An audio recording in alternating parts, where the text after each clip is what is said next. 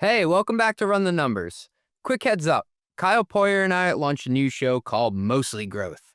It's where we dig into how companies actually drive growth, pricing, go-to-market, and everything in between. The episode you're about to hear first premiered on Mostly Growth yesterday, and there's already another episode out now that won't be shared here at all. So make sure you're following Mostly Growth wherever you get your podcasts. Now, don't worry, Run the Numbers isn't going anywhere. You'll still get the same great CFO and investor interviews every week. All right, here's a taste of Mostly Growth. Now there's like fake it until you make it, and then there's whatever this is. There's a term for it, Kyle. Do you know what Flintstoning is? His car doesn't go, it's his legs underneath, like going like that. My 2026 plan that I am literally talking to my board about in 2 days. Number one on the plan is, how do we accelerate product adoption? We lived in this world for a while where that threshold was kind of increasing on a pretty consistent basis for most categories. AI has kind of basically dropped a giant bomb in the middle of this. CJ was very excited that you agreed to join the podcast because he's a bit of a fanboy. Time and time again. You know, if you were in the mobile battle, if you bet just on the iPhone, you had a chance at winning. If you bet on one of the other platforms, you clearly lose. Or even if you spread your bets out, those were also the clear losers. From Mostly Media, it's Mostly Growth. Go-to-market strategist Kyle Poyer and CFO CJ Gustafson share smart takes on growing revenue and running a company. Pricing, unit economics, AI, leadership, candid insights for CEOs, CFOs, and CROs, or anyone else aspiring to climb to the C-suite. This is Mostly Growth. Hey, thanks for listening. We'll be right back after a word from our sponsors. As a CFO, you're expected to bring clarity to everything, including how your company manages ownership. The tools you use should make that easier, not harder. But when they come with hidden fees, data you can't always trust, and support you can't rely on, you end up with more frustration than clarity. That's where Pulley comes in. Pulley is a cap table management platform built for finance leaders who need accurate, decision-ready data from a system that works for your business, not against it. With Pulley, you get intuitive workflows, audit-ready reporting, and support you can count on, all backed by predictable pricing you can plan around, so you can stay compliant and make smarter decisions about your company's future. Manage everything from fundraise modeling to ASC 718 reporting to custom liquidity programs, all on one trusted platform. Hundreds of high-growth companies like Linear, Fathom, and Runway trust Pulley to help turn ownership into a strategic advantage. And joining them is now easier than ever. You can switch to Pulley in as little as 5 days. And for a limited time, they're offering 25% off your first year. To claim your exclusive offer, visit pulley.com/mostlymetrics. That is PULLEY.com/mostlymetrics. Please, guys, I really need this. Pulley.com/mostlymetrics. You just launched your new AI product. The new pricing page looks great. I'm talking crisp. But behind it, last-minute glued code, messy spreadsheets, and running ad hoc queries to figure out what to bill. Customers get invoices they can't understand. Engineers are chasing billing bugs. Finance can't close the books. Well, with Metronome, you hand it all off to the real-time billing infrastructure that just works. Reliable, flexible, and built to grow with you. They turn raw usage events into accurate invoices, give customers bills they actually understand, and keep every team in sync in real time. Whether you're launching usage-based pricing, managing enterprise contracts, or rolling out new AI services, Metronome does the heavy lifting so you can focus on your product, not your billing. That's why some of the fastest growing companies in the world like OpenAI and Anthropic run their billing on Metronome. Visit metronome.com to learn more. That's metronome.com. Welcome back to another episode of Mostly Growth. Joining us today is Brian Balfour. Brian started Reforge in, I believe, 2016, which is almost 10 years ago. I remember it as a learning resource for growth teams, but I was on the site recently, and it's now a full platform for AI native product teams. We'll get into that with Brian. And before Reforge, Brian was VP of Growth at HubSpot, where he took the company from a single product company to a multi-product platform. This comes from stalking Brian's LinkedIn. I saw his first foray into being a founder was starting a college-specific social network in 2003. And his first PM role was at ZoomInfo in 2006, where he added social features. So you can either thank him for that or blame him for that. Welcome, Brian. Did I get any of that right? That is right. Mostly right, just like mostly growth. So I'm interested what actually falls outside of the growth part into the mostly. The other things are CJ's rants about people he runs into in various parts of Florida, I think. Knock knock jokes and CAC payback period calculations. Okay. Sounds good. Brian, so, I know you as founder, right? You've been founder and CEO of a company for 10 years. So you're building a business, but you're also like a prolific writer and inventor of new frameworks. How do you do both of those things at the same time? Not very well. So the writing is incredibly sporadic. If people are subscribers on my blog, they will know that there is no continuous stream or routine of things. I am fortunate that for a large portion of Reforge's life that the two went hand in hand together. I do think it's one of the things that has paid the most dividends for me in my career. Yet I look back and I regret not investing even more into it, even kind of going way back when the writing is how I met my first investors in my first venture-backed company. Writing is how I met my co-founders in my second company. My blog is how all the HubSpot founders and executive team came to know me and kind of what led to that job. The writing is kind of how we found our first, I don't know how many customers for Reforge. So it's just like I look back at every pivotal moment in my career and I can kind of like first touch, last touch UTM source has been the blog and the writing. Yet I still find it hard to make time for it and do it continuously. So it's definitely a challenge. What I find great about your writing is that it's not just, observations of what's happening. It's like bigger frameworks around it, or like the 4 fits framework, which I think was a great evolution beyond just thinking about product market fit, but understanding like the different degrees of finding product market fit and what that actually means over time, or, growth loops as frameworks. But is there a framework that stands out to you as like the most evergreen, the one that everyone keeps kind of coming back to you for? The most popular one that I've written by all accounts, whether it's mentions, views, whatever you want, is definitely the 4 fits. That one's kind of, funny enough, in the last year, has kind of made a resurgence. I don't know exactly the cause for it. I did do an update to it, but I saw the resurgence even before that. And so it's definitely the most evergreen one that people refer back to. And I think at the end of the day, all of these things are just a way for me to make sense of very amorphous topics, not just make sense of them, but communicate them to others. And so almost all of the writing has started from a standpoint of I'm either making sense for it myself or I'm trying to make sense and communicate it to others in my job or in my company.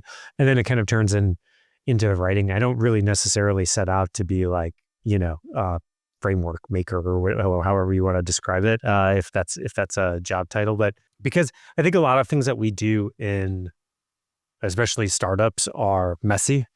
And there are these like concepts that at first glance sound simple on the surface, but when you're actually in the thick of it, it's very complicated and much messier than kind of how it lives on the page. And so I, in my own endeavors, have tried to pull out a little bit more of the nuance and turn them into tools that either myself or others can use on a repeated basis. Now, the flip side of this is that you get the chorus of folks on X or, r/product management or, whatever subreddit you want to go. And they're like, who are these people like Brian Balfour just making up this garbage frameworks? It's not how like it works, like all that kind of stuff. And you definitely get the flip side of it. Like a lot of people consume these things and view these things incorrectly.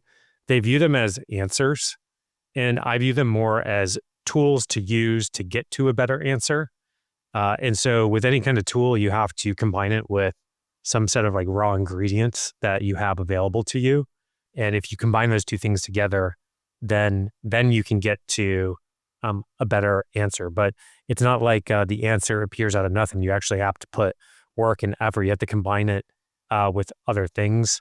And so it's a way to kind of stand on the shoulders of those who have been through these experiences before and have helped codify it into something simpler. That doesn't mean that it's codified into an answer for you. And I just often find a lot of disconnect, and as a result, folks tend to write these tools off almost too simply.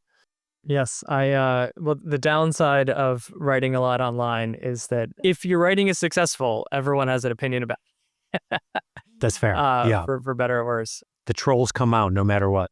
The worst thing is actually no one talking about you, because that means no one's paying That's attention. fair. Yes. But one of the things that, I think struck me about the 4 Fits framework, and I think why it's having a resurgence, is that there almost used to be this like misconception that product market fit was a, binary thing, like you had or you didn't have it, but also something that once you have it, you keep having it for at least for, a long period of time.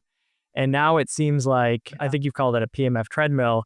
You have to stay on this treadmill that kind of keeps getting turned up to maintain product market fit. And there can be some technology shifts that take folks from having PMF to maybe seeing a PMF collapse. And I thought that's just a super interesting concept for right now, given, the rise of AI products, but also just the kind of rapid change in market environments. But would be curious to hear what observations led you to kind of this concept of PMF collapse and the PMF treadmill. Yeah, there's actually 2 components of it. Or kind of mistakes around it. There's one is that thinking product market fit is binary. You mentioned that it's constant. The second part of it, which is what the 4 Fits really talks about, is it's like the only thing, like once you achieve it, that's all you kind of really need. And both of those things are incorrect. I think on the first piece, the concept of the treadmill actually came from Casey Winters and Fareed Masavat, who did the Reforge product strategy course. They came up with this concept of the treadmill because we have these visuals, these graphs, which is that PMF is more like a threshold, right? So there's some threshold that you have to exceed in order to have product market fit. And, a lot of 0 to 1 work is about finding where that threshold is. Are you able to build the right product, choose the right market to get above that threshold? There's actually 2 variables there. You could actually change the market, or you could change the product to move that threshold around and stuff. But then once you exceed that threshold, if we graphed it out, is not like a straight line across. It's actually a line that constantly continues to increase over time. The reason it continues to increase over time is just because of relative competitive pressures and kind of progress in products, right? So your customers' expectations are always increasing over time. You have 0 control over that. They are always increasing over time, either because you have direct competitors that are building things to increase them over time, that technology in general gets better over time, and more importantly, that they start actually using products in other places that increases their expectations. So you kind of see this dynamic mostly in B2B to B2C software, which is as more and more consumers use B2C software and get used to those dynamics, they expect the B2B software to be simpler to use, to have similar UI, to use similar modern technology. So it's not even direct competitive pressures. It's just like these things increase over time. And so as a result, you are constantly on this treadmill to not only kind of keep up with how that PMF threshold is accelerating, but actually try to widen the gap between you and that threshold. That's kind of really what creates things. Now, the interesting thing is in this dynamic, or in this world, the AI world, is that we lived in this world for a while where that threshold was kind of increasing on a pretty consistent basis for most categories. And as a result, it was, once you hit that PMF threshold, kind of layering on other things to kind of keep up with it, was a more quote unquote predictable exercise. AI has kind of basically dropped a giant bomb in the middle of this. And as a result, we've seen that threshold rather than increase consistently in some categories, basically hit this inflection point, like basically spikes, it goes straight up. Of course, the classic example that we pointed out and then has been repeated a bunch is Chegg. So, ChatGPT came out, it fundamentally disrupted how users were achieving and solving the same problem that they were solving in a much faster, more personalized and in other ways. And because ChatGPT grew so fast, right? It's not like it had a long time the expectations kind of adapted incrementally over time. They actually changed in a very short period of time, creating this spike feeling. So as a result, Chegg just ended up in this negative flywheel where they didn't really have time to respond and to adapt to this big change, which is pretty interesting because they experienced one of these moments in the company previously, which was the shift from physical textbooks to digital textbooks. But the time that took was actually much longer. So they had a much longer time to adapt. Unfortunately, it's ended up kind of where we sort of predicted and expected a year ago. I think they laid off since the beginning, like over 80% of their staff. Like founders kind of stepped back in to try to reboot the company. They have completely pivoted to a different segment of the market. They're now in the professional training market, similar to Reforge. Less rapid change in the professional training space. But I think what's interesting to me about this, so with the treadmill, I think of the CRM category as being historically really hard to build something that competes against Salesforce and others, because there's this set of expectations where in order to be a viable CRM for a business, the number of table stakes features that people just expect is like there's hundreds of these things that people are almost checkbox features, but people expect in a CRM. But what's kind of exciting about this concept of PMF collapse and the change of markets is that now there's maybe this idea of what a CRM is and what you need from a CRM maybe changes with AI, where you have a database and you have systems of action and workflows. And so, we're maybe going from this period of the treadmill, being on for, 20 plus years with CRM and having to build all of these things to be a viable CRM, to now being in a position where there's maybe new markets emerging where we could think about what a CRM is differently. So there's I guess there's a challenging part and an optimistic part of the PMF collapse and these phenomena that keep happening. But yes. Yeah, there's two sides of these coins always, right? Like wherever you see somebody crashing, it's typically the result of somebody kind of exploding in a good way. On that CRM note is we wrote this big blog post about a way to assess your risk of PMF collapse, and it kind of comes down to like a dozen different factors, right? Switching costs being one of them. Right. So the higher the switching costs, the lower the risk you are. But that's just like one of a dozen factors. Right. And you compare that to Chegg, like the switching costs were so low. And another factor was their audience was early adopters. Right. Like the kind of younger audiences. That's another factor. The more early adopter your target audience is, the more at risk you are of these types of dynamics existing. But I think in the CRM market, it actually points out something really interesting, which is that in the CRM, you kind of build for two different audiences. This is kind of true for a lot of B2B software right now. AI CRMs, quotes, that are going after markets where they are trying to do a rip and replace of a Salesforce or a CRM. And I think the dynamics that you actually see there are people are still coming to the table with a bunch of the same feature requests, the same product requests as they had in Salesforce or HubSpot CRM. And as a result, want all the AI stuff. Yeah, as a result, as these AI native CRMs actually look like almost like AI tinted CRMs. There's a whole other class of products, and disclaimer, I'm an investor in a company called Day AI. It's started by a couple guys I worked with at HubSpot on the HubSpot CRM, which targeting much more of a market of people who aren't trying to do a rip and replace, but they're much kind of younger companies truly like operating in an AI native way and have a totally different set of feature requests. Now, these two things are different because actually in that second category I just described, it's not a tool change. It's a complete workflow and way of operating change. And as a result, like you target those folks that they're going to pull your business in a very different direction than the first group that I described. But they all have trade-offs. They all have pros and cons, right? Like first group I described probably is a larger market at this moment in time, right? But the second group, it's a smaller market, but you're kind of taking a bet that this is the way that all companies will operate in the future. And so it's more like you're waiting for that all boats rising tides, right? Like you're waiting to kind of catch that wave as it comes in and requires, I think, a lot more patience. And so I think we could break down every single category, not just the CRM category. And I think you see this dynamic playing out in both, in everywhere. Yeah. So if you think about the way that a P&L is traditionally constructed, you have your cost to serve your customer. So revenue less COGS is your gross profit. And we've always thought about it like that's how you show scalability in your model. That's how you show leverage. And everything that's in R&D, you can spend a ton more there. You can burn more. It can make your profit margin look worse because that's all for future growth, et cetera.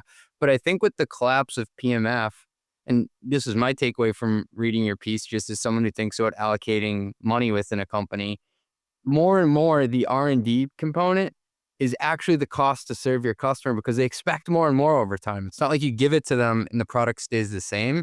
It's kind of like you're graded on this sliding scale and you have to keep investing in your product and creating new stuff in order to keep them around. It's very much, I think, at the top of the P&L more than I thought towards the bottom.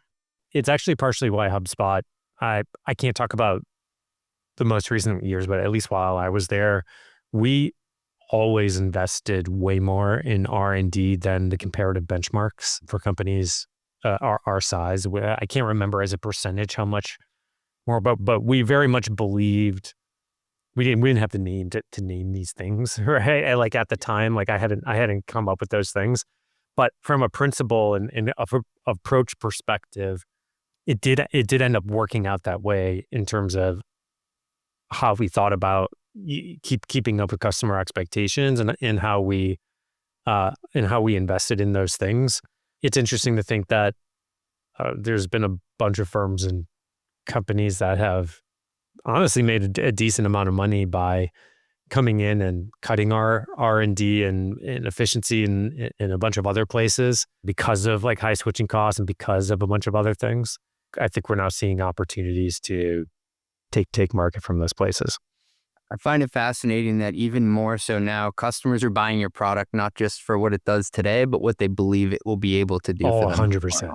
We see this a bunch in Reforge, yeah. And we actually guide on it too. It's like we're very transparent in our sales process about here's where we're going with our tools. Like we want you to align to that future. That does a couple things, at least from our perspective. I think one is it prevents possible future churn, which is, bad. Two is that it makes sure that we're getting the right customers in the door that are going to pull us in the right direction. Three, it actually also helps us counterposition a bit against our competitors because we have 10x the product velocity any of the competitors in our categories right now. And we show it and we back it up and we prove it. And look, we just go to them, we're like, do you want to go with the company that shipped 2 things this year or literally shipped something major 2 to 3 times like a month? So, and we show them the list of things and the side-by-side comparisons and stuff. And I think that's right. And even our own adoption of tools internally at Reforge is we've very rarely centralized around a single tool because things are changing so much and we don't know exactly where some of these are going. But in the cases that we do centralize, we want to know, okay, where are they going? Does that align with how we want to operate as a company? And we are very much kind of picking for the future, not just where they're at today. 100%. Yeah, I think one of the interesting challenges for companies that hasn't really been a challenge before, but I think I saw a post from you about this, that it's going to become a challenge for many companies going forward, is communicating about the roadmap and all of these new features. So if you're launching, a big release multiple times a month or maybe even weekly, by the time you've gotten through a year, you have dozens and dozens of launches out there. And the reason why someone came to your product in the first place is, very different from what you have available now. And so how do you keep educating that customer and drive adoption of ongoing features? Like, how have you thought about that, especially as a company pivoting from, more of the traditional learning and community and professional development space to increasingly an AI product company? In this past year, we've launched 5 major new software products. We actually ended up sunsetting one of them, right? And so, but right now we have a portfolio of 4 software products. One is Reforge Insights, which aggregates, analyzes all of your customer feedback, plugs it into your workflows. The second is Reforge Research, which helps you capture new customer insights we have like an AI interviewer product. The third is Reforge Build. That's our prototyping product. It specifically helps you prototype on top of an existing product rather than doing kind of the 0 to 1 app building that a bunch of these other ones do. And then the fourth is Reforge Launch, which is helps you kind of launch, manage, analyze all these AI features, these non-deterministic experiences. We did this with a team of about somewhere between 20 and 25 folks. You would have asked me if we could have done that a few years ago. I would have told you were absolutely bonkers and crazy. And so, but look, strategies today kind of need to be bonkers and crazy to compete. That's kind of what I've resolved myself to, is like, if your strategy doesn't feel kind of bonkers, then you're probably not pushing hard enough. We launched all of those, plus a ton of updates to each of those products. And we have definitely are experiencing, like, our product velocity is outpacing our product adoption. And I'm seeing this in a bunch of other companies as well. I think that there's actually 3 big pillars to adopting AI, especially on product teams. There's product discovery, that's figuring out what the hell you should build and launch. There's product delivery, which is actually like generating the production level code and kind of getting it out there. And there's product adoption. And just due to the nature and the strengths of AI, as well as companies' priorities, everybody has been very quick to adopt AI in the product delivery pillar. That's why you see the rise of the cursors and the Claude codes and all of those places. And but the challenge with this is that our job is not to produce more code. Our job is to produce more product value that our customers adopt. Like, those 2 things have to be true at once. So if you apply AI only to one of those pillars, you actually just move the bottlenecks, to one of those other pillars. And as a result, like, companies need to be thinking a lot more about how do I adopt AI on all 3 pillars at a roughly equal rate if they actually want to impact that outcome of more product that my customers adopt. Now, Reforge internally ourselves, we've done a very good job on those first 2 pillars this past year. That's been our big focus, was where we were basically landing all of these products. We were kind of getting them out there. And our next year, lot heavier investment in that 3rd pillar. I have not solved the challenge yet. It is my challenge, my 2026 plan that I am literally talking to my board about in 2 days. Number 1 on the plan is, how do we accelerate product adoption, go-to-market velocity? How do we get the velocity of that pillar up to be equal with the velocity of our other pillars? Because it's definitely unweighted. Now, the challenge with this that I haven't actually solved yet is, out of those 3 pillars, the one that is slowed down the most just by speed of humans is product adoption. You can accelerate things towards the speed of computers with AI, but the ultimate bottleneck is us and what we're doing as humans. And so I actually think the bigger levers on product adoption will not be how to automate certain things and creation of certain things. That's not the pain that I'm feeling. The pain that I think is going to be much tougher to solve is, as buyers, as adopters of things, right? We only have a limited bit of time. We still have to build habits on new products. We have to change the psychology of people, how they think about you, how they think about the alternative, like all of those things. That's actually where I think the real leverage is going to come from in how to do this. I don't know exactly how to do it yet. I'm in the figuring it out, but I am open to ideas. if any of you thankfully, have I think once you do figure it out, you're going to make a really great framework, which is awesome. This but is when I almost of, feel like I got to keep secret. But we'll see. We'll see. I'm usually very open and sharing. Yeah, well, we'll check back in next year. And I know, so CJ was very excited that you agreed to join the podcast because he's a bit of a fanboy. And I'll let CJ take it from here. This is great because Kyle teed me up in a very kind way this time. We had Emily Kramer on last week, and he was like, "Hey, CJ, meet Emily. Can you insult her as a CFO now?" Oh, wow. All right. So this is great. I'm a person. You're paraphrasing. Yeah. Well, Brian, you've been living rent-free in my head since June when you released the next great distribution shift. It was my favorite piece this whole year of all of 2025. My only complaint is it didn't have a clear answer at the end of it because this really, really impacts my business. Yeah. What answer are you looking for? Well, He wants one platform that he should just spend all of his time, and that is going to that's what I'm be looking helping for. him grow his newsletter. And you hinted at it, but Yeah. this truly was a great piece on the platform cycles, and it felt like such an aha moment for me to go through and actually apply the open, grow, close, and monetize to each of the different networks that I've experienced over the last 10 years. Mm-hmm. Yeah, I think a lot of people were looking for an answer. Look, I made a very clear prediction. This is before ChatGPT apps, but my prediction was it was going to be ChatGPT, and I had a big explanation for why. Now that some time has passed and they've released some more things, I would put even more chips on that bet, me personally. Though I did try to provide a bit of a framework and a follow-up post of how I would evaluate it if I was in everybody's individual's shoes, because the answer is not going to be the same for everybody. The answer will be different depending on who your customers are, what your product is, all of those types of pieces. Because besides the big players in these experiences, the ChatGPTs, the Geminis, Claudes of the world, right? There's a battle for that.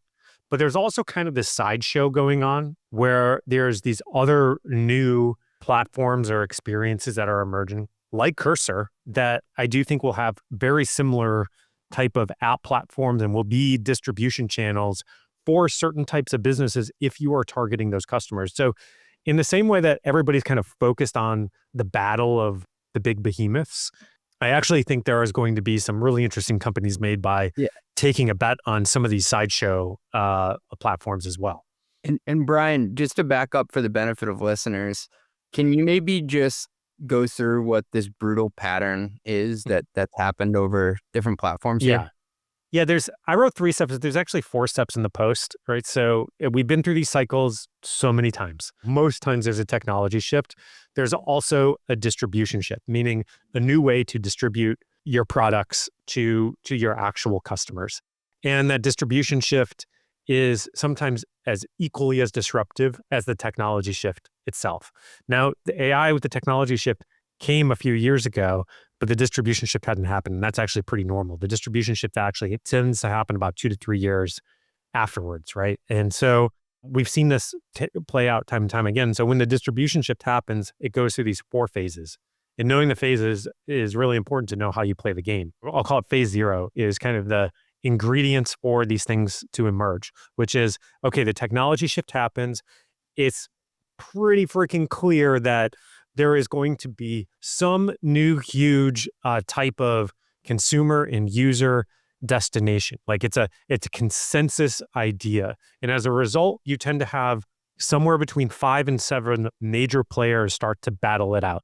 Now in AI, that's Google, that's Meta, that's OpenAI, right? All kinds of stuff. But you can look at all the previous shifts too. In social, it was Facebook, it was MySpace, Friendster. It also happened in mobile. Everybody remembers Apple, Android now, but there was a bunch of people. Facebook even made an attempt at it. Amazon made an attempt at it. And then phase 1 is like, okay, one of them really figures out what is the moat, what is the defensibility, the thing that they need to basically hit escape velocity away from the others. And then once they figure out what that moat is, they tend to go through this open phase where they either invite developers, contributors, it could be content, it could be applications, all that type of stuff into the environment. And as a result, what they do is they extend all of their use cases much more quickly. All of those apps, all of those other people bring in more consumers, they bring in more engagement. They help create more of the moat. And then once there's clear escape velocity, that platform then tends to go from open to close. They start to either levy a transaction fee or they shift organic traffic to paid traffic. There's a number of different ways to tax the system. And as a result, it becomes much more closed. So it goes through this cycle every single time. It happened in social. Facebook went, I had a company that had a bet in the space and experienced all phases of the cycle. We then shifted to mobile and unfortunately experienced all the phases again, right? So I kind of got punched in the face twice before I really learned my lesson. But this happens over and over and over again. And it is 100% happening again with AI. You see OpenAI launched the ChatGPT apps platform. We can talk a little bit more about this. We will 100% go through an open phase.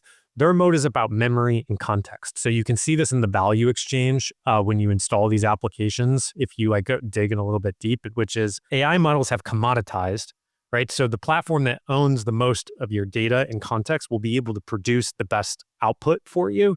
And if they're able to produce the best output for you, that's going to lead to you engaging more and more into that platform over time. So they kind of figured that out with memory and context. But you can see this with their early application partners. When you go to install it, there's a little screen that says that application is getting access to your stored memory and context in ChatGPT. So the app gets some of that context to produce a better output for their user, which creates more usage on the platform, which lets OpenAI capture even more and more context and memory about you, right? And so this is gonna keep widening the gap of the outputs that ChatGPT will be able to produce for you compared to all of the other platforms as they know more and more and more and more about you. That's kind of the game that we're going through right now, and that game's going to play out in other places as well. OpenAI and specifically ChatGPT going through this cycle right now, but becoming a dominant platform. If you were to think about some of the platforms that could be next, so if you were in go-to-market or product and you might want to build for emerging ecosystems or platforms that haven't yet closed, but maybe are riskier, but are more open, what are some of those emerging platforms that you'd bet on? Once again, this all comes down to who your specific customers are. There's the mass market platforms, right? And that battle is, I don't think we're going to see a new player there. I think you're looking at one of the 5 players that are fighting it out right now, and you're taking a bet on them. At the end of the day, there's probably will only be 2 at most left standing with any kind of significant traction. That just history kind of shows that that's what it kind of consolidates down to, 1 or 2. And so you're more kind of taking a bet on that. And we're still in the early phases of that. You can play around with your own ChatGPT app and kind of experiment on your own and stuff, but they haven't opened up the platform. They clearly said they're going to open up the platform. I've talked to a bunch of the early partners. That game is still coming out. And I imagine one of the other platforms, whether it's Gemini or Claude or something like that, will counter with their own version of this. The question will be, well, does it matter?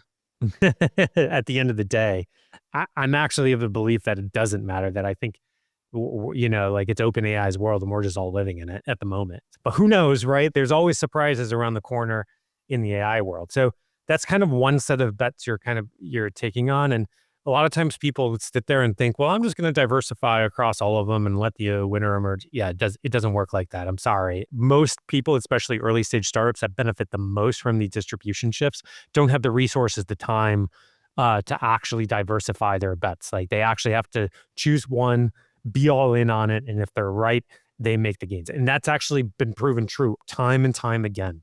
If you were in the mobile battle, if you bet just on the iPhone, you had a chance at winning. If you bet on one of the other platforms, you clearly lose. Or even if you spread your bets out, those were also the clear losers. There are all these, once again, like these other, I think, smaller ecosystems that emerge, and it really depends on what type of business that you're building, right? Like I do think new developer experience like Cursor and stuff will be pretty sustainable. They will draw a lot of habit. They will draw a lot of usage of that specific crowd.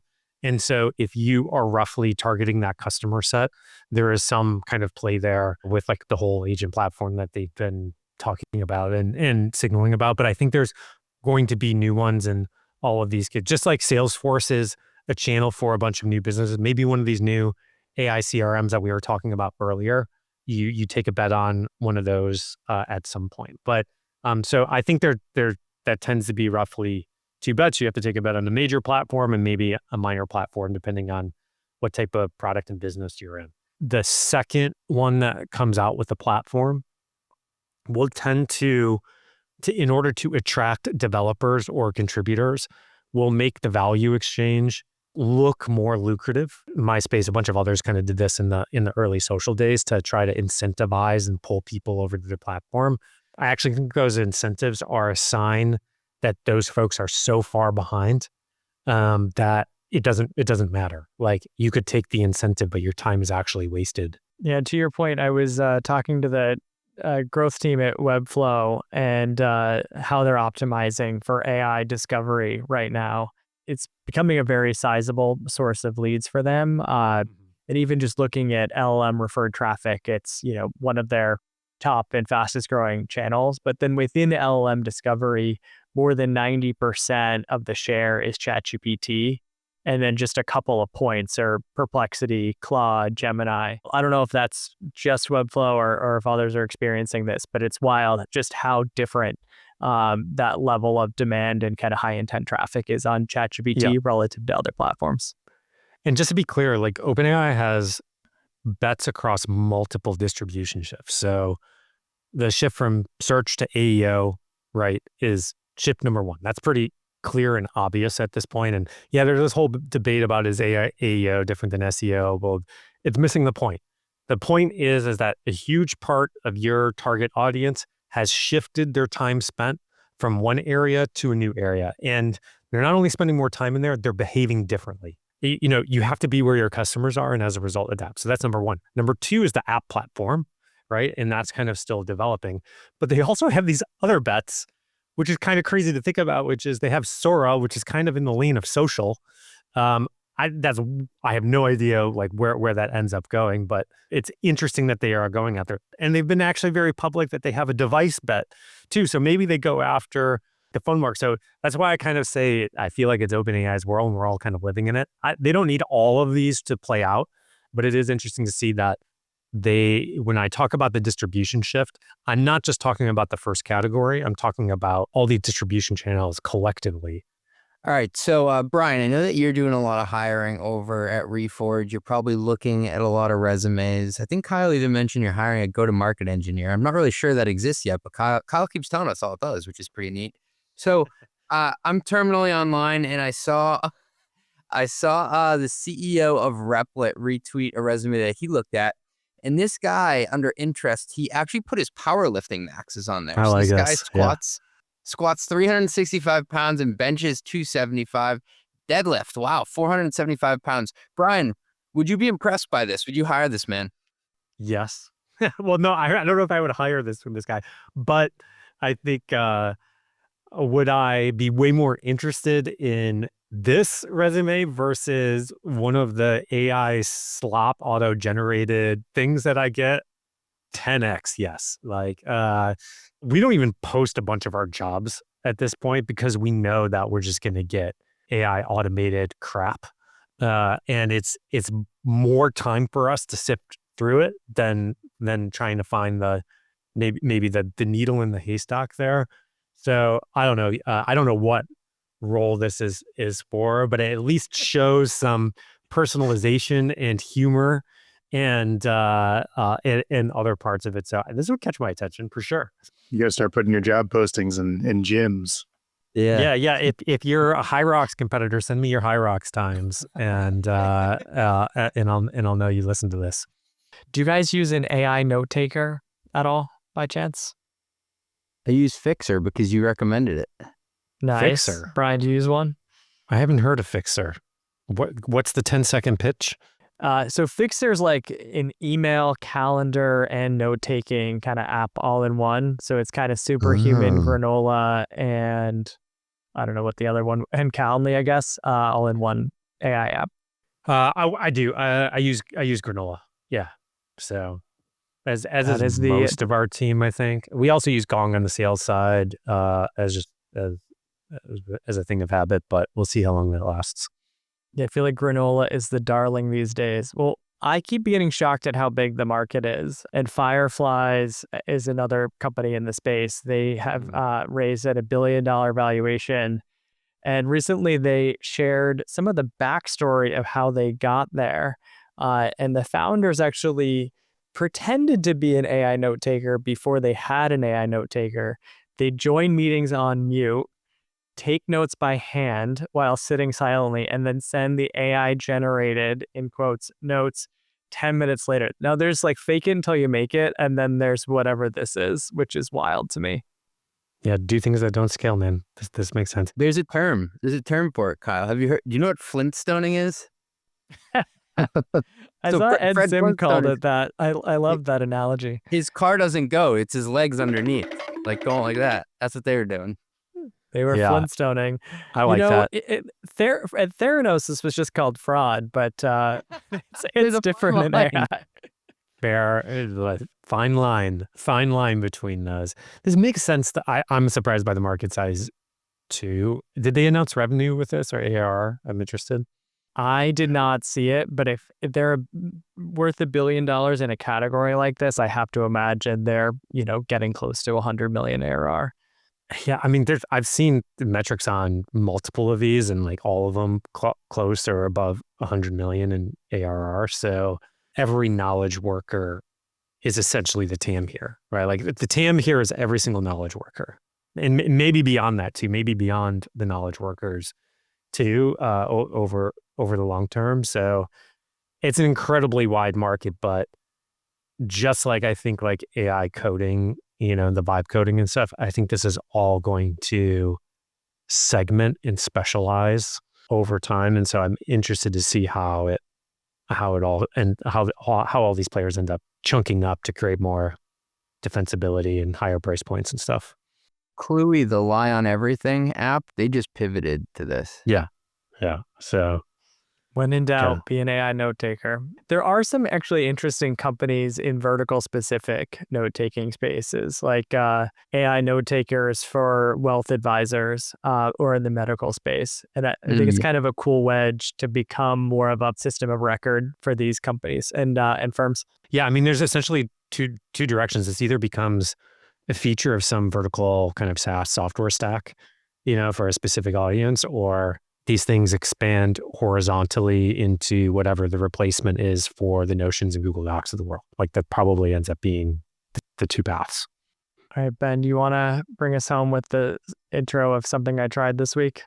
Sure. Yeah. Every week, the fellows, they try some different things. And this week is no different. Does any of you three got something you tried this week that's worth talking about? I tried something partially because it's trendy, but it sparked my curiosity. Have you guys heard of a company called Gamma? Yes. So it's trying to be an AI native PowerPoint, essentially disrupting the product that has been around for decades now. We all love and maybe hate, and they've claimed that they've hit 100 million ARR profitably and with 50 people. They also just raised a bunch of money to go after this opportunity. But I was curious to give this a try. One of the things that I actually really liked about it, so when you go through the onboarding, most apps these days just drop you into a prompt bar UX where you kind of type in what you want AI to build for you, and then the agent goes and starts building something. But with Gamma, when I signed up, it actually gave me 4 options. I could paste in text, essentially from notes and outline or existing content. So like paste in text, they'd make something from it. I could use the prompt bar to generate something. So like a 1-line prompt, or give it a few seconds and it'll kind of generate something. You could import an existing file or URL, or you could remix a template. And so I just liked that variety of onboarding. And then it was a really interesting on-ramp to essentially, you could make PowerPoint slides out of it in a full deck, but you could also get started with carousels, single social images. Like I think the PowerPoint messaging is a powerful brand narrative, but the reality is it's actually, I think, more of a Canva that's trying to get to PowerPoint than fully PowerPoint so far. Yeah, I'm really interested to see how Gamma collides with Canva at some point in the future. So this is like one of those products I tried really early on, and it just wasn't at the bar for my specific use case. But they just kept cranking on it and found different use cases where the technology did meet the bar. And I see this across the AI landscape. Like they're, early on in the AI avatars, they weren't really good enough to do a lot of use cases, but the one use case that it did do was good enough was like all this internal compliance training. There was kind of a minimal quality bar, and people were just looking for efficiency. And so that's where like I think it's Synthesia kind of came out and has done really well, 100 million, ARR, and where the avatar technology was like good enough. And so I think a lot of the question about AI is just where can you create a good enough experience to get above that PMF threshold where we, started this conversation. And it might start in a very specific segment of the market. And as the technology gets better, you just kind of unlock more and more adjacencies. Either of you guys have something you tried this week? I try a lot of things. So in the AI growth course that Kyle, you very graciously contributed some thoughts to, we have this whole module on retention and engagement and how AI is impacting different types of onboarding experiences. And so I was trying a bunch of products through that. The two that I found were most interesting that created these like really interesting experiences for me were Boardy. Have any of you played with Boardy? No. No, I haven't seen that yet. You won't be able to do this because it immediately pops you into WhatsApp as an experience. But so when you onboard you, it pops you into WhatsApp, asks you a couple questions, and then says, hey, can I give you a call? And it calls you, and it's an AI voice agent. It starts asking you about your career, what you're doing, what you're looking for, like all this type of stuff. It's really like dynamic conversation. It's done in 5 minutes or less. And at the end, it's like, oh, I think I have 3 other people in the network that you'd really enjoy meeting. And it goes and pings those people. It writes really personal emails to all those people based on all of the information it collected you for in this like few minute conversation. If they opt in, then it sends like a really personal email introduction back and forth. But it was really interesting because you could see that rather than like an onboarding experience that just had form fields, just with like a few minute call, the amount of other interesting stuff that you would never be able to capture in the form fields, they were able to collect. Tolan's a very similar experience, but the product is like this alien chat buddy targeted towards a younger audience. But the alien chat buddy that it presents to you at the end is so personalized. It's not just about what it talks about, but how it talks to you, as well as other things. There was this emotional like resonance with me that was like almost like it was a WTF moment. I was like, oh my God, how am I emotionally resonating with this thing I just like created in a few minutes? So I highly recommend go try those 2 products and onboard them like you were actually trying to use them. Don't just like flip through them mindlessly. They're really interesting experiences. Very cool examples. Well, thanks for joining us on the pod, Brian. Thanks, Brian. Thanks for having me. Mostly Growth is a Mostly Media production. Executive produced by Ben Hillman. That's me. Nothing said on this podcast is intended to be business or investment advice. It's the sole opinion of CJ, Kyle, and Ben. Just some guys who love talking growth. Mostly. If you like this podcast, hit subscribe. Give us 5 stars or hit like. The algorithm overlords thank you. Drink water, call your mom, and have a great day.